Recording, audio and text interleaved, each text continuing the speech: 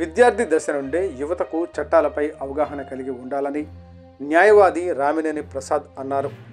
నరసరావుపేటలోని PNC and KR కళాశాలలో జాతీయ న్యాయ సేవాధికార సంస్థ ఆధ్వర్యంలో వరకట్నం వ్యతిరేక అవగాహన సదస్సు నిర్వహించారు. ఈ సందర్భంగా వారు మాట్లాడుతూ వరకట్నం ఇవ్వడం తీసుకోవడం నేరమన్నారు. వరకట్నం అనే దురాచారాన్ని పూర్తిగా రూపుమాపాలని, చదువుకున్న యువత గ్రామీణ ప్రాంతాల్లో చైతన్యం తేవాలని అన్నారు. ఈ కార్యక్రమంలో న్యాయవాదులు, పోలీసు అధికారులు, ఉపాధ్యాయులు మరియు విద్యార్థులు పాల్గొన్నారు.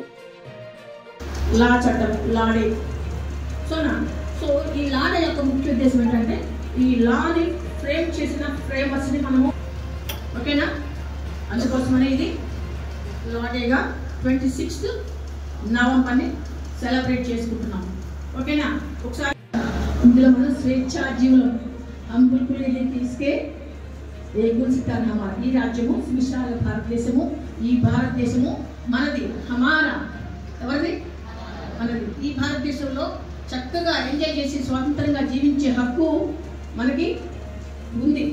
మన స్వేచ్ఛని ఎవరు ఒక ఇదండి